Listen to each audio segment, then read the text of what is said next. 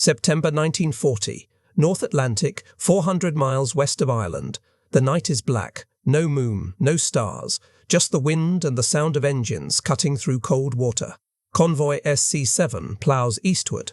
35 merchant ships in loose formation, carrying grain, steel, timber, food for Ireland under siege. The escorts, 2 sloops and a corvette, scan the darkness, but they're outnumbered and outgunned. Then, at 21,000 hours, the first torpedo strikes. A freighter erupts in flame. Men scream. Lifeboats hit the water. But there's no time to stop. The convoy keeps moving, because stopping means death. Over the next 8 hours, 15 more ships go down. The ocean burns. Survivors cling to wreckage in water cold enough to kill in minutes. The U-boats circle like wolves, picking off stragglers, then vanishing into the dark. A radio operator on one of the sinking ships sends a final message. Torpedoed. Going down fast. God help us. By dawn, 17 ships are gone. Over 50,000 tons of cargo, enough to feed a city for weeks, rests on the ocean floor. This wasn't a battle, it was a hunt. And it was happening every night across thousands of miles of ocean. Britain was an island. It couldn't grow enough food to feed its people. It couldn't produce enough steel to build its tanks, or enough oil to fly its planes. Everything had to come by sea, and Germany knew it. This is the story of the U-boat campaign, the silent, brutal war beneath the waves that nearly brought the world's greatest empire to its knees. A war fought not with armies, but with torpedoes and convoys, codebreakers and courage. A war that came within a hair's breadth of starving Britain into surrender. This is a story of survival, sacrifice, and the silent war that nearly changed history.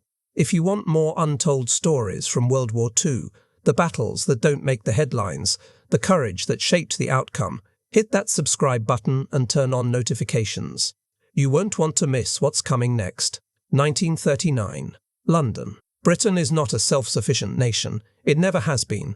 Every week, the island imports over 1 million tons of food, fuel, and raw materials. Wheat from Canada, meat from Argentina, oil from the Caribbean, iron ore from Sweden, timber from Norway.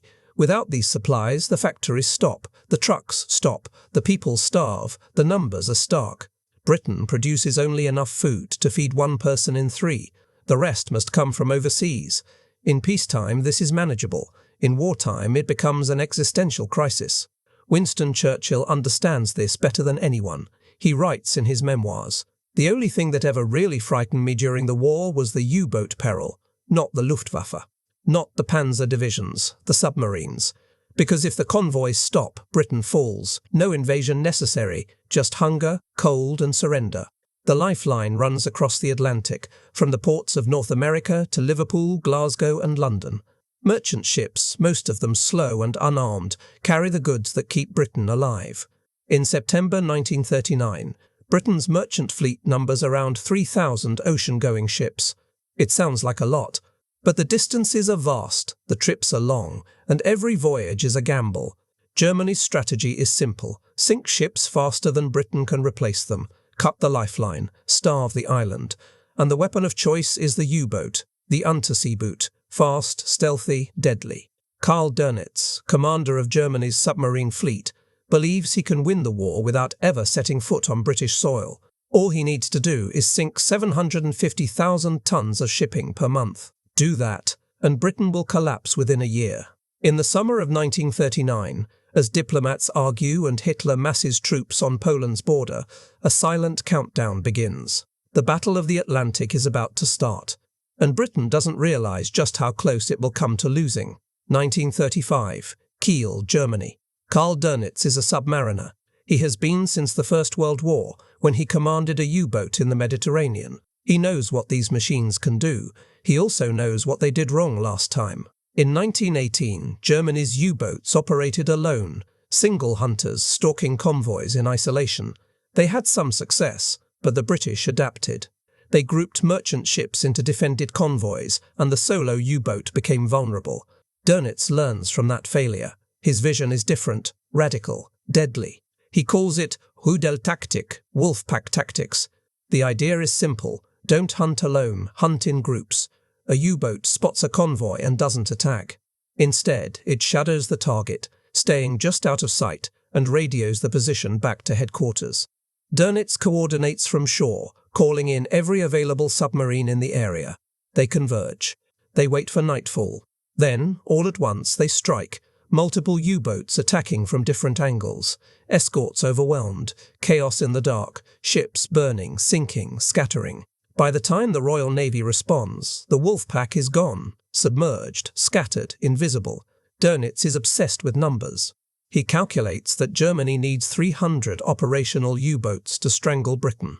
With that force, he can maintain a constant presence in the Atlantic, rotating boats in and out, keeping the pressure relentless. But in 1939, he has only 57. Hitler doesn't believe the U-boat is a war winner. He's focused on battleships, surface raiders, the grand symbols of naval power. Dönitz pleads for more submarines, but the Kriegsmarine's budget goes elsewhere. So Dönitz fights the war with what he has, and even with 57 boats, he nearly wins. His commanders are young, aggressive, and fearless. Men like Günther Prien, Otto Kretschmer, Joachim Schepke, aces who will become legends. They believe in the mission, they trust in the tactics. And in the early years of the war, the Atlantic will belong to them.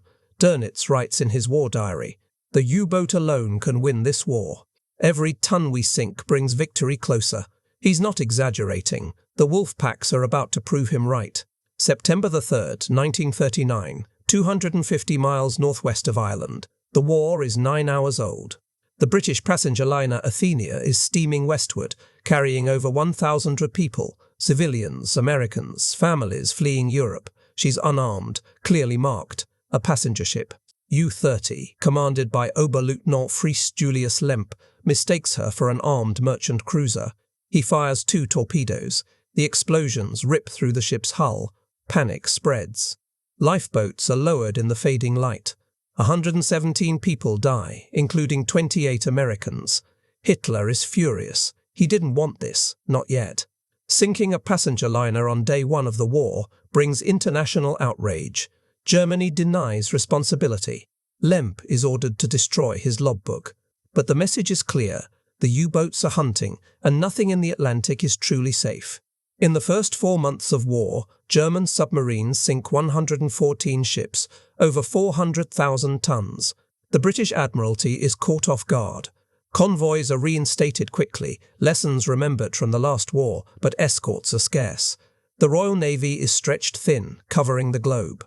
Most convoys cross the Atlantic with only 2 or 3 escorts. Old destroyers, armed trawlers, ships built for coastal patrol, not open ocean warfare. The U-boats exploit every weakness. October 14th, 1939. Scapa Flow, Scotland. Scapa Flow is the Royal Navy's main anchorage, a natural harbour in the Orkney Islands, protected by minefields, anti-submarine nets, coastal guns. It's supposed to be impregnable. Günther Prien doesn't believe in impregnable. He navigates U-47 through a narrow channel at high tide, threading between blockships in the dark. He enters the harbour undetected.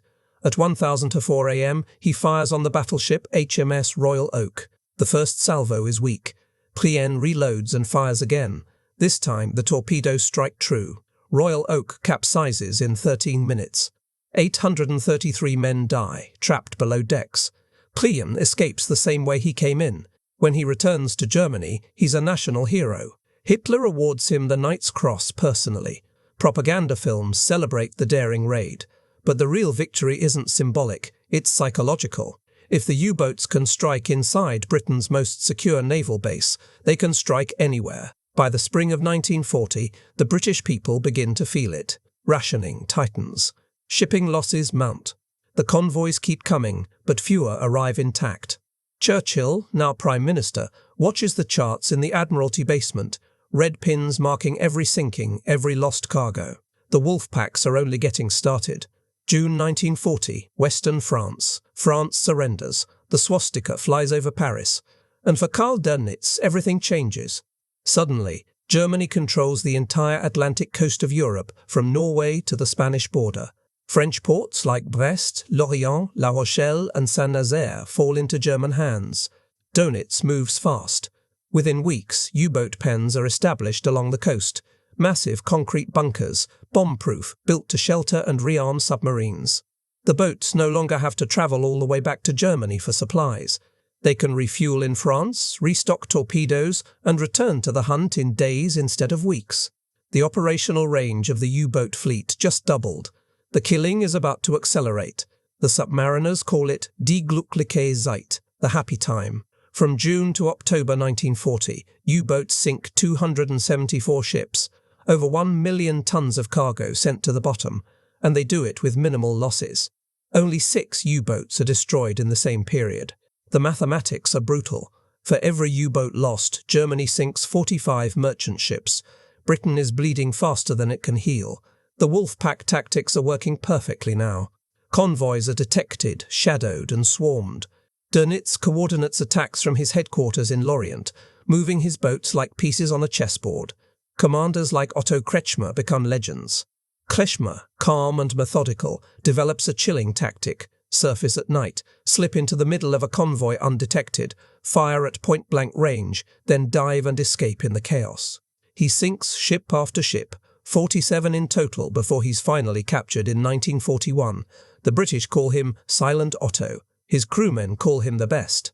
Joachim Schepke is the opposite: bold, aggressive, a showman. He attacks on the surface in daylight, relying on speed and audacity. He paints victory symbols on his conning tower after every kill, and there are many kills. On the night of October 18, 1940, convoy SC-7, the one from the opening of this story, loses 17 ships in a single night. 2 nights later, convoy HX-79 loses 12 more. The Atlantic is a graveyard. In London, Churchill receives the reports in silence. He knows the numbers. Britain is importing 60 million tons of goods per year. If losses continue at this rate, that number will collapse. Food stocks dwindle, fuel reserves drop, factories slow production, and winter is coming. One Royal Navy officer writes in his diary, "We are losing this war at sea, and if we lose it there, we lose everywhere." The happy time isn't just a phrase. For Germany, it's a glimpse of victory. For Britain, it's the edge of the abyss. If you're finding this story as gripping as we do, take a second to subscribe. We're bringing you the deep dives into World War II that go beyond the textbooks, the real human stories, the turning points, the moments that mattered. Your support keeps these stories alive. 1941. Somewhere in the North Atlantic. A U-boat is not a ship. It's a steel tube, 210 feet long and 2 feet wide, crammed with machinery, weapons, and 50 men who haven't seen daylight in weeks. There are no windows, no fresh air, no privacy. The smell hits you first. Diesel fuel, unwashed bodies, mildew, the stench of the head that never quite works properly. After a few days at sea, you stop noticing. After a few weeks, it's part of you. The air is thick and damp. Condensation drips from the pipes. Everything is wet. Clothes never dry. Bread molds within days. Mold grows on the walls, on your bunk, on your skin. You sleep in shifts, hot bunking with other crewmen. When one man gets up for his watch, another climbs into the still warm bunk. Sleep comes in fragments. 3 hours here, 2 hours there, interrupted by alarms, depth charges, the constant hum of the diesel engines. Space is so tight that food is stored everywhere. In the bilges, under the floor plates, even in the torpedo tubes. Fresh vegetables last a week if you're lucky. After that, it's canned meat, black bread, and ersatz coffee that tastes like burnt dirt. The toilets are a nightmare. The system is pressurized and complicated. If you make a mistake, the contents blow back into the boat. New crewmen are trained carefully. Veterans still mess it up. One U-boat commander jokes, "We are not sunk by the enemy. We are sunk by our own toilets." It's not entirely a joke. U-1206 will actually sink in 1945 after a toilet malfunction forces it to surface into an enemy patrol. The crew is young.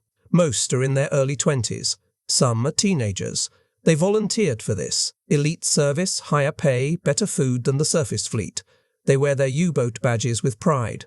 But the pride doesn't make the fear go away. When the alarm sounds, alarm, dive, dive, dive, you have 30 seconds to get the boat underwater. Men scramble, hatches slam, valves spin. The boat angles down hard, throwing anyone not holding on. Then, silence. You sit in the dark, listening for the sound of propellers overhead, listening for the splash of depth charges hitting the water. When they detonate, the world becomes violence. The hull shrieks, lights shatter. Pipes burst. Men are thrown against bulkheads. You taste blood and salt water and terror. If the hull cracks, you drown in seconds. The Atlantic is cold and deep and unforgiving. There is no escape from a sinking U-boat. A crewman writes in his diary, "We do not fear the enemy, we fear the ocean. It waits for us, patient and silent, and one day it will have us all." Out of every 100 men who serve in the U-boat fleet, 75 will die. It is the highest casualty rate of any branch of any military in the Second World War. They know the odds. They go anyway, because they believe in the mission, because their comrades depend on them, because turning back is not an option. The iron coffins sail on. 1940, Liverpool, England. The docks are chaos. Stevedores rush to unload cargo before the next air raid. Cranes swing crates of ammunition, sacks of grain, barrels of oil. Every ship that makes it across the Atlantic is a small miracle, but making it across is getting harder. The Admiralty knows it can't stop the U-boats with escorts alone. There aren't enough destroyers, there aren't enough corvettes. The Royal Navy is fighting in the Mediterranean, the North Sea, protecting invasion routes, hunting surface raiders. So they adapt. The convoy system is Britain's oldest defence, and in 1940 it's the only defence that works. Here's how it works. Merchant ships gather in ports like Halifax, Nova Scotia or New York. Sometimes 30 ships, sometimes 60. They form up in columns, slow, cumbersome, vulnerable. Then they sail together. An escort group meets them at sea, usually a mix of destroyers, corvettes and armed trawlers. Older ships, most of them. Ships with worn-out engines and patched hulls. But they're all Britain has. The convoy moves at the speed of the slowest ship. Often that's 8 knots, walking pace on water. The crossing takes 2 weeks, sometimes 3. The escorts form a screen around the convoy, ahead, behind, on the flanks. They sweep back and forth with sonar, listening for the telltale ping of a submerged U-boat. At night they watch for silhouettes, for the white foam of a periscope wake, for anything out of place in the Black Atlantic. It's exhausting work. The corvettes, small anti-submarine ships built in shipyards across Britain and Canada, are tough little vessels, but they roll violently in rough seas. Crewmen are constantly seasick. Sleep is impossible. Hot meals are rare. One corvette captain writes, "We live on tea, tinned beef and fear. Mostly fear." The corvettes are armed with depth charges, barrels packed with 300 pounds of explosives, set to detonate at specific depths. When sonar picks up a contact, the corvette races toward it and rolls the charges off the stern. The detonations send columns of water 100 feet into the air. If you're lucky, oil and debris surface. If you're very lucky, survivors. But more often, nothing. The U-boat slips away and the hunt begins again. The system isn't perfect. Convoys are slow. They're visible from miles away. A single U-boat can shadow a convoy for days, radioing position updates, calling in the wolf pack. But the convoys work because they concentrate defensive resources. Instead of scattering escorts across the ocean, Britain focuses them where they're needed most, around the merchant ships. Losses drop, not dramatically, not enough, but they drop. In convoyed ships, the loss rate is 3%. In independently routed ships, those that sail alone, it's over 10%. The math is undeniable. Still, the U-boats adapt. Dönitz shifts tactics. His commanders learn to avoid the escorts, to strike from unexpected angles, to wait for the perfect moment. And there's a gap. A deadly gap. In the middle of the Atlantic, beyond the range of land-based aircraft, the convoys have no air cover, no planes to spot U-boats on the surface, no bombs to drive them under. The submariners call it the Black Pit, 1,000 miles of ocean where the wolf packs reign unchallenged. Churchill calls it something else, the killing zone. And in 1941, the killing is far from over. 1940, Bletchley Park, England. 50 miles north of London, inside a Victorian mansion surrounded by temporary huts, a different kind of war is being fought. No guns, no ships, no explosions. Just mathematicians, linguists and chess champions hunched over tables covered in coded messages, racing against time to break Germany's most secret weapon, Enigma. The Enigma machine looks like a typewriter in a wooden box, but it's far more than that. It's an encryption device, a way to scramble messages into seemingly random gibberish that only another Enigma machine, set to the exact same configuration, can decode. The German military uses it for everything: U-boat positions, attack orders, weather reports, supply schedules, and they believe it's unbreakable. The settings change daily. 3 rotors, each with 26 positions. A plug board with billions of possible combinations. The math is staggering. Even if you intercept a message, decoding it by brute force would take years. But the codebreakers at Bletchley Park aren't using brute force. They're using brilliance. The groundwork is laid before the war even begins. Polish mathematicians crack early versions of Enigma in the 1930s and share their findings with Britain just weeks before Germany invades. At Bletchley, a team led by Alan Turing builds on that work. Turing, eccentric, awkward, a genius who thinks in patterns and probabilities, designs a machine called the bomb. It's not a computer, not quite, but it's close. It tests thousands of Enigma settings per hour, hunting for patterns, exploiting weaknesses in how German operators use the machine. German radio operators make mistakes. They use common phrases. They repeat themselves. They get lazy. The codebreakers notice everything. By mid-1941, Bletchley Park is reading German naval messages. Not all of them, not always in time, but enough to matter. They learn where U-boat patrol lines are forming. They see when boats are ordered to new hunting grounds. They intercept damage reports, fuel levels, morale updates. This intelligence, codenamed Ultra, is passed to the Admiralty in carefully disguised summaries. Convoy routes are adjusted, ships are rerouted away from known wolf packs, lives are saved. But it's fragile. If Germany suspects Enigma is compromised, they'll change the system, and the codebreakers will be back to square one, so the intelligence is used sparingly.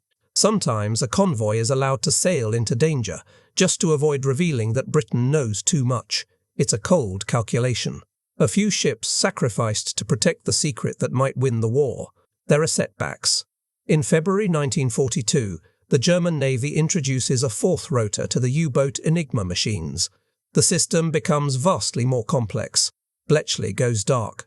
For 10 months, the codebreakers are blind. The U-boats rampage unchecked. Then, in December 1942, a breakthrough. A captured codebook. A lucky intercept. The 4-rotor Enigma is cracked. The intelligence flows again. The men and women at Bletchley Park work in secrecy. They can't tell their families what they do. They can't celebrate their victories. Many won't be recognized for decades, but their work changes the war. One historian will later estimate that breaking Enigma shortened the war by 2 years and saved millions of lives. In the Atlantic, it turns the tide, because knowing where the wolf packs are hunting is almost as good as sinking them. Almost. March 1941, Washington, D.C. The United States is not at war. Not officially. But President Franklin Roosevelt knows where this is heading. He watches the news from Europe. France fallen, Britain besieged, convoys burning in the Atlantic. He knows that if Britain falls, America stands alone against Nazi Germany and Imperial Japan. So he finds a way to help without declaring war. It's called Lend-Lease, and it changes everything. The idea is simple. America will build the weapons. Britain will use them. Payment can wait until after the war. Roosevelt sells it to Congress with a folksy metaphor. Suppose my neighbor's house is on fire, and I have a length of garden hose. If I can help put out the fire, I don't say, "Neighbor, my hose cost me $15, you have to pay me." No. I lend him the hose, and after the fire is out, he gives it back. Congress approves the bill. The aid begins to flow. Destroyers, escort ships, aircraft, ammunition, food, steel, oil. Between 1941 and 1945, America will send over $50 billion worth of supplies to the Allies, most of it to Britain.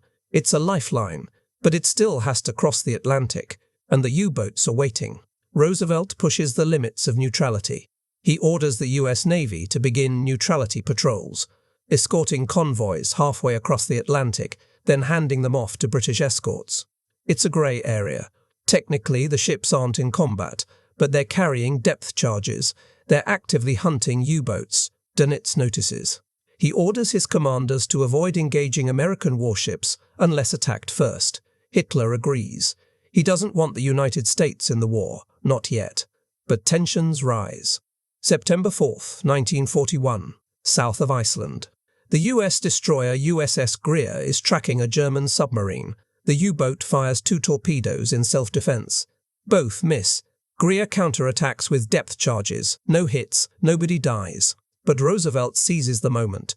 He goes on national radio and accuses Germany of unprovoked aggression. From now on, he declares, if German or Italian vessels of war enter the waters necessary for our defense, they do so at their own peril. It's a clear message. American ships will shoot on sight. The undeclared war in the Atlantic just became a shooting war. October 17, 1941, mid-Atlantic. The destroyer USS Kearney is escorting convoy SC-48 when a wolf pack strikes. In the chaos, a torpedo slams into Kearney's starboard side, killing 11 sailors. The ship survives. Barely. It limps back to Iceland. 2 weeks later, USS Reuben James isn't as lucky. A torpedo breaks the destroyer in half. She sinks in minutes. 115 men die, the first American military casualties of the Atlantic War. Roosevelt uses the losses to push America closer to open conflict. But he doesn't have to push much longer. December 7, 1941, Pearl Harbor. Japan attacks. Germany, honoring its alliance with Tokyo, declares war on the United States 4 days later. America is in the fight now, fully, officially. The US industrial machine begins to turn. Shipyards work around the clock. Factories retool for war production. Thousands of young men volunteer for service. But there's a problem. The US Navy isn't ready for this kind of war. Its destroyers are scattered across 2 oceans. Its commanders are inexperienced in anti-submarine warfare, and Karl Dönitz is about to exploit every weakness. He orders his best commanders to American waters.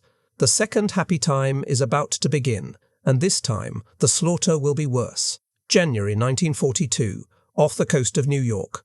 The lights are still on. New York City glows against the night sky, streetlights, neon signs, headlights on coastal highways. The skyline is visible for miles out to sea, and silhouetted against that glow, merchant ships steam north and south, alone and unescorted, easy targets lit up like a shooting gallery. Korvettenkapitän Reinhard Hardigan, commanding U-123, can barely believe his eyes. He writes in his log, "It is like being in a peacetime harbour. I could have sunk 10 ships tonight." He sinks 3. Operation Drumbeat, Paukenschlag in German, is Dönitz's gamble. With America now in the war, he sends 5 U-boats across the Atlantic to hunt in American waters. It's a long journey, over 3,000 miles.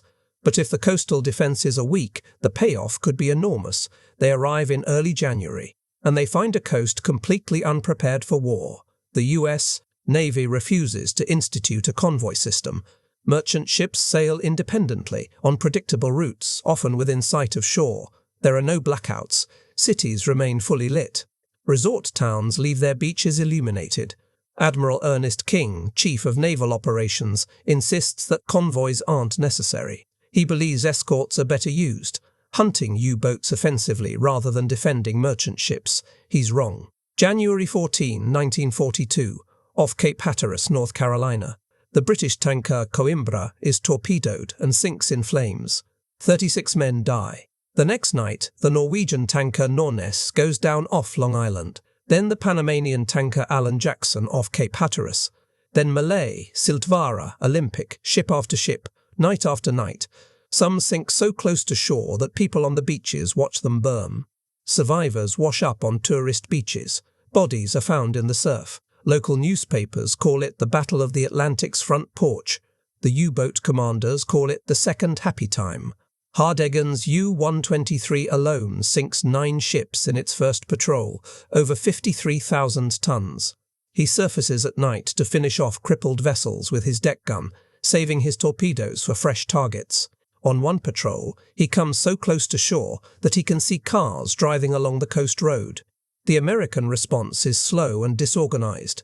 Coastal patrols are flown by planes with no training in anti-submarine warfare. The few available destroyers chase false contacts and waste depth charges on whales and shipwrecks. The US Navy has no dedicated anti-submarine command, no coordinated strategy, no experience. They're learning, but they're learning in blood. By the end of January, 25 ships are sunk off the American coast.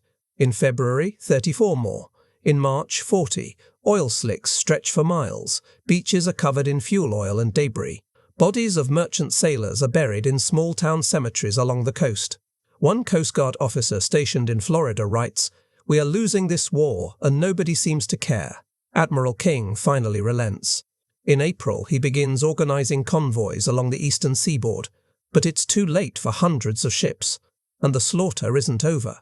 The U-boats are moving south, toward the Caribbean, the Gulf of Mexico, the hunting grounds where the tankers sail, and there the killing will reach its peak. March 1942, the Caribbean Sea. The water is warm here, turquoise and clear. Palm trees line the coasts. Under different circumstances, it would be paradise. But the Caribbean is burning. Tankers carrying oil from Venezuela, Trinidad and Curacao to refineries in the United States are being slaughtered. They sail without escorts, without air cover, often without even a working radio. The U-boats hunt them with impunity. Dönitz sends more boats, bigger boats, Type 9 submarines with longer range and more torpedoes. They arrive in the Gulf of Mexico, the Caribbean, off the coast of Florida, places Americans never imagined would see combat. On March 18, U-124 sinks 3 tankers in a single night off Trinidad. The harbour lights up with burning oil. The glow is visible for 30 miles. 4 days later, U-161 torpedoes, a convoy off Curacao, 4 ships sunk, oil refineries on shore shelled with the deck gun. The attacks are brazen, relentless. April 10, 1942, off Louisiana. The tanker SS Gulf America is torpedoed within sight of Jacksonville Beach, Florida. Tourists and locals gather on the sand to watch her burn. Some think it's a movie being filmed. The crew abandons ship. 19 men die in the flames or drown in the oil-slicked water. A local reporter writes, "We stood and watched American boys die, and there was nothing we could do. The U-boat responsible, U-123, slips away undetected. The numbers are staggering.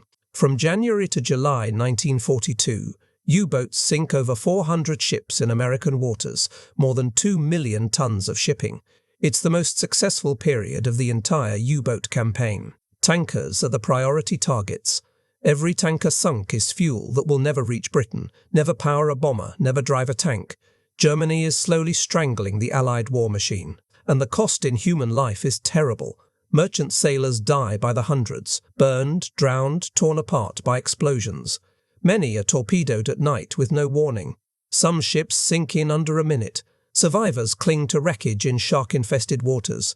Lifeboats drift for days. Rescue is slow. Sometimes it never comes. One sailor, pulled from the water after 3 days, says, "The sea is patient. It waits for us all. Why is America so unprepared?" Part of it is arrogance. The assumption that the U-boats won't dare come this close, that American waters are safe. Part of it is bureaucracy. The Navy, the Coast Guard, and the Army Air Forces all operate independently. Coordination is poor. Intelligence is not shared. And part of it is simply lack of resources. Every escort ship is needed somewhere. The Pacific, the Mediterranean, the North Atlantic. There aren't enough ships to go around. But slowly, painfully, the tide begins to shift. Admiral King finally organizes coastal convoys. Small escort carriers begin patrolling. Aircraft increase patrols, learning to spot U-boats on the surface. By summer, the easy kills are over. The U-boats begin taking losses.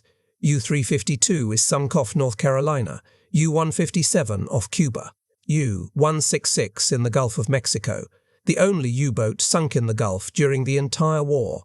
Dönitz pulls his boats back to the mid-Atlantic, back to the convoy routes, back to where the real battle is still being fought. The second happy time is over, but the damage is done. America has learned a hard lesson. The ocean is not a moat, it's a battlefield. And the enemy is already here. If you're finding this story as gripping as we do, take a second to subscribe. We're bringing you the deep dives into World War II that go beyond the textbooks, the real human stories, the turning points, the moments that mattered. Your support keeps these stories alive. March 1943, Mid-Atlantic. The balance is shifting. It's not obvious yet. Ships are still sinking. U-boats are still hunting. The convoys still run the gauntlet across thousands of miles of cold, hostile ocean. But something is changing. The Allies are learning, adapting, fighting back. And for the first time since 1939, the U-boats are losing. The escorts are better now. New destroyers and corvettes roll off shipyards in Britain, Canada, and the United States. Purpose-built sub-hunters with modern sonar, more depth charges, better training. Escort groups are no longer thrown together at random. They're permanent teams, ships that train together, fight together, learn to anticipate each other's moves. Commanders like Captain Frederick John Walker become legends. Walker, relentless and tactical, develops new techniques for hunting U-boats. He uses coordinated attacks, creeping approaches, persistent depth charging that exhausts the enemy crew. His group, the 2nd Escort Group, will sink more U-boats than any other Allied unit in the war. Walker writes, "The U-boat is not invincible. It is simply a machine operated by tired, frightened men. And machines break." Technology is catching up. Radar is now small enough to fit on escort ships and aircraft. The Type 271 radar can detect a surfaced U-boat at over 5 miles, even in darkness, even in fog. The U-boats lose their invisibility. When they surface to recharge batteries or chase convoys at high speed, the radar picks them up. Escorts close in, searchlights snap on, depth charges roll. The submariners call radar das Ungeheuer, the monster. Then there's the ley light. Mounted on patrol aircraft, it's a powerful searchlight that can illuminate a U-boat caught on the surface at night. The aircraft dives, the light snaps on, and the U-boat crew has seconds to react. Most don't make it. The tactic is simple and devastating. U-boats that once hunted freely at night are now forced to stay submerged longer, draining their batteries, limiting their mobility. Dönitz orders his commanders to fight back, to stay on the surface and use anti-aircraft guns against attacking planes. It's a desperate measure. It leads to losses on both sides. But more often, it's the U-boat that goes down. March 16-2T, 1943. Convoy HX-229 and SC-222, 2 convoys, over 100 ships combined, are crossing the Atlantic simultaneously. Dönitz throws everything at them. 40 U-boats converge in the largest wolfpack operation of the war. For 5 days, the battle rages. 21 ships are sunk. It's a bloodbath. But 3 U-boats are destroyed. Several others are damaged and forced to retreat. In the past, the U-boats would have disengaged with minimal losses. Now, they're paying a price. Air cover is the final piece. The Black Pit, the mid-Atlantic gap where convoys had no air protection, is closing. Long-range B-24 Liberators, modified for maritime patrol, now fly from bases in Newfoundland, Iceland and Northern Ireland. They can cover convoys deep into the Atlantic. Small escort carriers, converted merchant ships carrying a handful of planes, sail with the convoys themselves, providing constant air cover. When a U-boat is spotted, aircraft attack immediately. Depth charges, rockets, machine gun fire. Even if the attacks don't sink the boat, they force it under. And a submerged U-boat can't keep up with a convoy. The hunters are becoming the hunted. Dönitz watches the loss reports with growing alarm.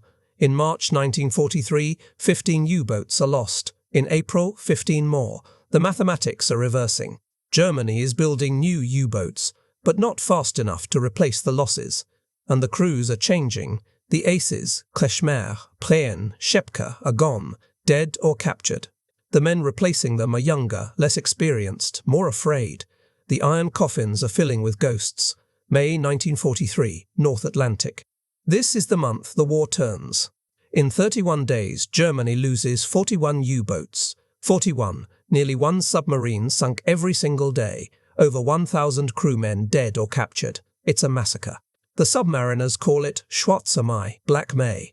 Dönitz will later write, "We had lost the Battle of the Atlantic. The losses come everywhere, all at once." May 1, U-710, sunk by Canadian corvettes off Newfoundland. May 4, U-630, depth charged by a British destroyer southwest of Iceland. May 5, U-438, bombed by an RAF Sunderland flying boat. May 6, U-638, rammed and sunk by a French corvette. The list goes on and on.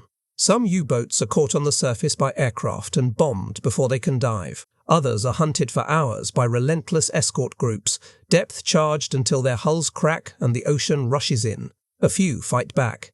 U-954 shoots down a plane before being sunk by destroyers. U-456 damages 2 escorts before succumbing to coordinated attacks. But fighting back doesn't save them. Nothing saves them. May 12, 1943. Convoy HX 2007. The convoy is crossing the mid-Atlantic when a wolf pack closes in. 5 U-boats coordinate the attack. But this time the convoy is ready. Escort carriers USS Bogue and HMS Archer launch aircraft. Radar-equipped planes hunt the U-boats from above, while destroyers and corvettes sweep below. Within 72 hours, 3 U-boats are sunk. The other 2 are forced to retreat, damaged and low on fuel. The convoy loses no ships. It's a total reversal. 6 months ago, this convoy would have been slaughtered.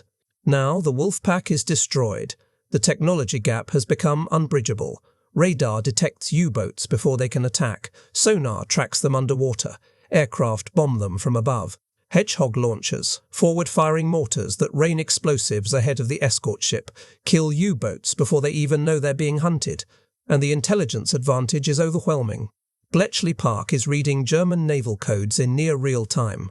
Convoys are routed around known U-boat positions. When a wolf pack assembles, the Allies know where it is before it strikes. The U-boats are sailing into traps. Dönitz tries everything. He orders U-boats to stay submerged during the day, only surfacing at night. But the radar still finds them. He equips boats with better anti-aircraft guns and orders them to fight on the surface. But the planes come in low and fast. Most U-boats are sunk before they can fire a shot. He develops acoustic torpedoes designed to home in on the sound of a ship's propellers. But the Allies counter with noisemakers towed behind escorts, decoys that draw the torpedoes away. Every German innovation is met with an Allied counter. The technological race is over. Germany has lost. May 24, 1943. Dönitz makes the hardest decision of his career. He orders the U-boats to withdraw from the North Atlantic convoy routes. Not forever, just temporarily. To regroup, to retrain crews. To wait for new technology. Better boats, better torpedoes, better defences. But everyone knows what it means. The campaign that nearly starved Britain into surrender is over. The Atlantic belongs to the Allies now. In the operations room in London, Churchill receives the news in silence. He doesn't celebrate. Too many men have died. Too many ships rest on the ocean floor. But he allows himself a brief moment of relief. The convoys will get through. Britain will survive. And the invasion of Europe, the great counter-offensive that will liberate the continent, can finally begin. Because without control of the Atlantic, D-Day would be impossible. Black May didn't just break the U-boat threat, it made victory possible. 1943. The North Atlantic. The U-boat crews are brave. No one disputes that. They sail into freezing oceans in cramped steel tubes, knowing the odds are against them. They endure depth charge attacks that would break most men. They watch their comrades die and keep fighting. Courage is not the issue, but courage alone cannot win a war. Technology can, and by 1943 the Allies have it. Radar. This is the weapon that changes everything. The early war U-boat tactic, surface at night, chase the convoy at high speed, strike from the darkness, depends on invisibility. Radar strips that away. The Type 271 centimetric radar, small enough to mount on corvettes and aircraft, can detect a surfaced U-boat at 5 miles. The U-boat commander sees nothing, hears nothing. Then suddenly, a destroyer appears out of the blackness, searchlights blazing, guns firing. By late 1943, most Allied escort ships and patrol aircraft carry radar. The U-boats lose the night. Sonar, AESTIC. Underwater detection has been around since World War I, but by 1943 it's vastly improved. Modern sonar sets can detect submerged U-boats at over a mile. Operators can track depth, speed and course changes. Once a U-boat dives, it's not safe, it's just slower. Escort ships can follow a submerged contact for hours, coordinating attacks, herding the submarine into kill zones. And when the U-boat runs out of battery power and is forced to surface, the escorts are waiting. Hedgehog. Depth charges are effective, but they have a flaw. They detonate behind the attacking ship. By the time they explode, the ship has lost sonar contact. The Hedgehog solves that problem. It's a forward-throwing mortar that launches 24 small bombs in an elliptical pattern ahead of the ship. The bombs only explode on contact with a solid object, like a submarine hull. If you hear explosions, you scored a hit. If you hear silence, you adjust and fire again. Hedgehog sinks U-boats at triple the rate of conventional depth charges. One U-boat survivor describes it, "We heard them hit the hull, small taps like knocking. Then the world ended." The ley light. Mounted on aircraft, this is a powerful searchlight used in conjunction with radar. A patrol plane detects a surfaced U-boat on radar. It closes in silently. At the last second, 200 yards out, the light snaps on. The U-boat is caught like a deer in headlights. The crew has maybe 10 seconds to dive. Most don't make it.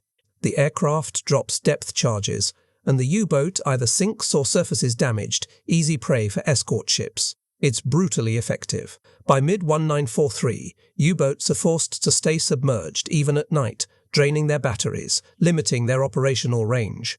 Long-range aircraft. The Black Pit, the mid-Atlantic gap beyond the range of land-based planes, was the U-boat's sanctuary. Then the Allies deploy B-24 Liberators, modified for long-range maritime patrol. These planes can fly over 2,000 miles.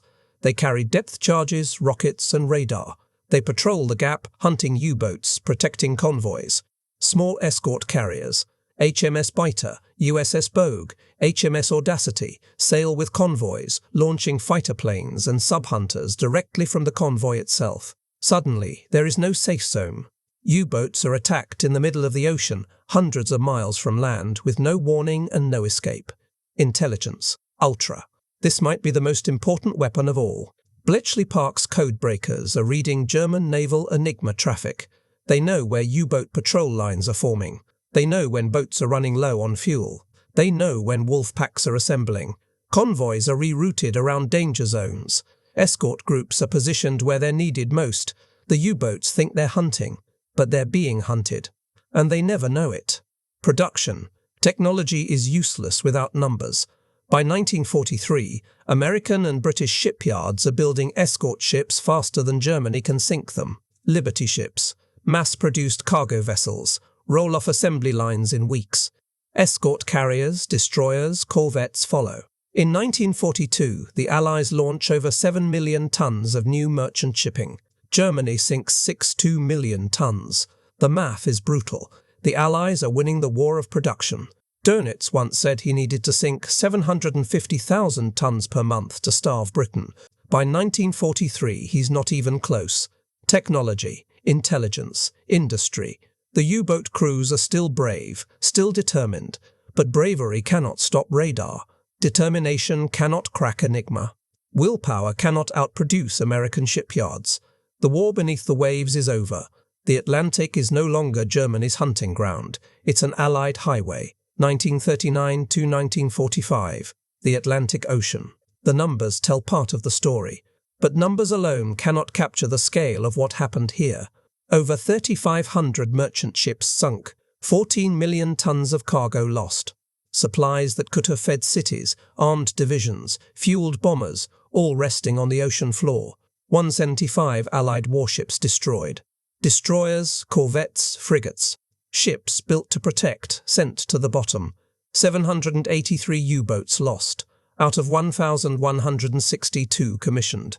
But behind every number is a human being, a name, a life, the merchant sailors. They are the forgotten heroes of this war. Civilians, mostly.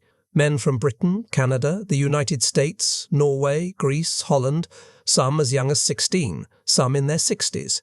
They signed up for the pay, for adventure, because it was a job. They didn't expect to fight a war, but they did. Over 30,000 British merchant sailors died during the war, 5,000 American, thousands more from other nations. They die from torpedoes, from drowning, from exposure. They die in burning oil slicks. They die in lifeboats that drift for weeks until rescue never comes. There are no medals for most of them, no monuments, no parades. One survivor, pulled from the water after his third sinking, says, "We were just doing a job. The ships had to get through. So we went." They went. And they kept going. The U-boat crews. Out of 40,000 men who serve in the U-boat fleet, 30,000 die. A 75% casualty rate. The highest of any military branch in any nation during World War II. They die in the depths, crushed by water pressure when the hull cracks. They die from depth charges that rupture organs and shatter bones. They die when their boats are bombed on the surface, burning fuel spilling over them. Some drown slowly, trapped in flooded compartments, the air running out. A few survive long enough to be rescued. Cold, exhausted, traumatized. One captured U-boat officer, asked why he kept fighting when the odds were so hopeless, replies, "Because my comrades were still out there, I could not abandon them. Loyalty, duty, brotherhood." It doesn't change the fact that most of them never made it home. The escort crews. The men on the destroyers and corvettes fight a different kind of war. Weeks at sea, constant vigilance, no sleep, violent storms that toss the small ships like toys. They're cold, wet, exhausted. Seasickness is constant. Hot meals are rare. Rest is impossible. And when the alarm sounds, they race toward danger, dropping depth charges, hunting an enemy they can't see. Over 50,000 Royal Navy and Allied naval personnel die in the Battle of the Atlantic. Some from U-boat torpedoes, some from German aircraft, some from accidents, storms, friendly fire. One corvette captain writes in his diary, "We are not heroes. We are simply too tired to be afraid. They keep sailing, keep fighting, because if they don't, the convoys don't get through, and if the convoys don't get through, Britain falls, the nations." Britain comes within months of collapse. In early 1943, food stocks drop to a 6-week supply. Fuel reserves are critically low. Factories slow production because raw materials aren't arriving. Churchill later writes, "The Battle of the Atlantic was the dominating factor all through the war. Never for one moment could we forget that everything happening elsewhere depended on its outcome. If the U-boats had won, there would be no D-Day, no liberation of Europe, no Allied victory. Germany throws everything into the U-boat campaign. Resources that could have built tanks, planes, fortifications, diverted to submarines. And it almost works. But almost doesn't win wars." The final tally. By May 1945, the Atlantic is an Allied lake. But the cost is staggering. Thousands of ships on the ocean floor, tens of thousands of men dead, families shattered, lives destroyed. And for what? For this the supply line held. Britain survived. The armies that landed at Normandy were fed, armed, and fueled by convoys that crossed the Atlantic under constant threat. Every soldier who stepped onto Omaha Beach, every tank that rolled through France, every bomber that struck Berlin. They got there because merchant sailors, escort crews, and submariners fought and died in the cold, dark waters of the Atlantic. The Battle of the Atlantic wasn't the most famous campaign of World War II, but it might have been the most important. June 1944. English Channel. The invasion fleet stretches to the horizon. Over 5,000 ships, battleships, cruisers, destroyers, landing craft, transports. The largest armada ever assembled. They carry 150,000 men toward the beaches of Normandy, and not a single U-boat threatens them. This is what victory in the Atlantic looks like. After Black May, Dönitz never regains the offensive. He tries. He equips U-boats with schnorkels, breathing tubes that allow submarines to run diesel engines while submerged, reducing the need to surface. He develops the Type XX Keen U-boat, a revolutionary design, faster underwater than on the surface, nearly silent, equipped with advanced sonar and torpedoes. If deployed in 1943, it might have changed the war, but it arrives too late. Production is slow. Allied bombing disrupts factories. Crews are undertrained. Only 2 Type XXs ever go on patrol. Neither sinks a ship. The U-boats that do sail in 1944 face a nightmare. The Atlantic is swarming with Allied warships. Escort carriers patrol continuously. Long-range aircraft hunt around the clock. Convoys cross with minimal losses. In some months, no ships are sunk at all. The U-boats that venture out rarely return. June 1944, 16 U-boats lost. July 1944, 23 lost. August 1944, 18 lost. Dönitz keeps sending them, partly out of desperation, partly because every U-boat at sea ties down Allied resources, escorts, aircraft, ships that could be used elsewhere. It's a war of attrition now, and Germany is losing. September 1944, Bay of Biscay. The French ports, Brest, Lorient, Saint-Nazaire, fall to Allied armies advancing from Normandy. The massive concrete U-boat pens, bomb-proof and fortress-like, are abandoned. The submarines that once hunted from there retreat to Norway or Germany. The operational range shrinks. Patrols become shorter. Targets become scarcer. The U-boats are being pushed back into their home waters, hunted in the very seas where they once reigned. February 1945. Arctic convoys. Germany's last offensive effort focuses on the Arctic. The convoys running from Britain to Murmansk, supplying the Soviet Union. The routes are brutal. Ice, storms, darkness. German aircraft and surface ships add to the danger. But even here, the U-boats fail. Convoys are heavily escorted. Air cover is constant. The few U-boats that attack are driven off or sunk. By March 1945, the Arctic campaign is over. The NITS orders the remaining U-boats to withdraw to Norwegian and German ports. April 30th, 1945. Berlin. Adolf Hitler commits suicide in his bunker. In his will, he names Karl Dönitz as his successor. For a brief, surreal moment, the U-boat commander is the leader of Nazi Germany, but there's nothing left to lead. The armies are shattered. The cities are ruins. The war is over. Dönitz orders the U-boats to cease operations.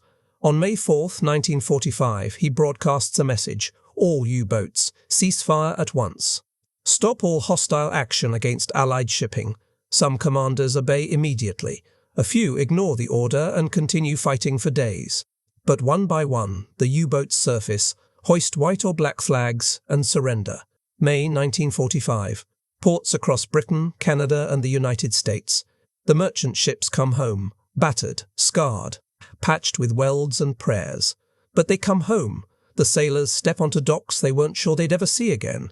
There are no victory parades for them, no fanfare, just quiet relief. One merchant captain, docking in Liverpool after his final Atlantic crossing, writes in his log, "It is finished. We have won. I hope to God I never see the Atlantic again." The U-boat campaign was Germany's best chance to win the war without defeating the Soviet Union or invading Britain. For 3 years it nearly worked. But in the end, the Allies had too much. Too much intelligence, too much technology, too much industrial capacity. And they had men willing to keep sailing, keep fighting, keep the lifeline open, no matter the cost. The Atlantic didn't decide the war, but losing the Atlantic would have lost it. Britain survived because ships made it through. D-Day happened because convoys kept sailing. Victory came because ordinary men, merchant sailors, escort crews, submariners on both sides, fought a war most of the world never saw, in the cold, in the dark, in the depths. And the ones who made it home carried those memories for the rest of their lives. 1945. The North Atlantic. The war is over. The guns are silent. The convoys no longer sail in fear. The U-boats rest in surrendered rows, flags of defeat hanging limp in the cold wind. The ocean remembers. Beneath the waves, thousands of wrecks lie scattered across the seabed. Merchant ships, warships, submarines, iron tombs holding the remains of men who fought and died far from home. The Atlantic claimed them all. British, American, Canadian, Norwegian, Greek, German. The ocean makes no distinction. It takes everyone equally. This was not a war of grand battles, no Stalingrad, no D-Day, no single decisive moment that everyone remembers. It was a war of endurance, of mathematics, of logistics and willpower. A war where victory was measured not in territory gained, but in tons delivered, in ships that made it through, in convoys that arrived battered but intact. The U-boat campaign came closer to defeating the Allies than most people realize. If the convoys had stopped, if Britain had run out of food, fuel and supplies, the war would have ended differently. There would be no invasion of Europe, no liberation, no Allied victory. Germany understood this. Dönitz understood this. Sink enough ships and Britain falls. It's that simple. And for 3 years Germany almost did it. But they didn't. Not because the U-boats weren't effective. They were. Terrifyingly so. Not because the U-boat crews weren't brave. They were. As brave as any soldier in any army. They failed because the Allies refused to quit. Merchant sailors kept sailing, even after watching their ships sink, their friends die. Escort crews kept hunting, even when exhausted, freezing and outnumbered. Codebreakers kept working, even when the enigma seemed unbreakable. Scientists kept innovating. Factories kept building. Convoys kept crossing. And slowly, painfully, the balance shifted. This is the story that gets forgotten. History remembers the invasions, the tank battles, the air raids over cities. But the Atlantic, the convoys, the silent war beneath the waves, it fades. Yet without it, none of the rest happens. Every soldier who landed in France, every bomber that struck Germany, every tank, every bullet, every gallon of fuel, it all came across the Atlantic. On ships crewed by men who knew they might not make it. On escorts crewed by sailors who hunted an invisible enemy in the freezing dark. Against U-boats crewed by men who climbed into iron coffins knowing the odds were against them. Wars are not won by courage alone, or technology alone, or numbers alone. They are won by the combination of all three, and by the willingness to keep going when victory seems impossible. The Battle of the Atlantic was won because the Allies had more ships, better technology, and smarter intelligence, but also because they had men who refused to give up. Men who sailed into danger because the mission mattered more than fear. Men who believed that if they didn't fight, no one would. The Atlantic is quiet now. The merchant lanes are peaceful. The submarines are museums. The war is history, but the ocean remembers. And so should we, because the Battle of the Atlantic wasn't just a campaign, it was the lifeline, and that lifeline held. The men who fought the Battle of the Atlantic didn't ask for recognition, but their story deserves to be told. If this meant something to you, if it made you see the war differently, consider subscribing. There are more untold stories waiting, and we're just getting started. Thank you for watching. And thank you for remembering.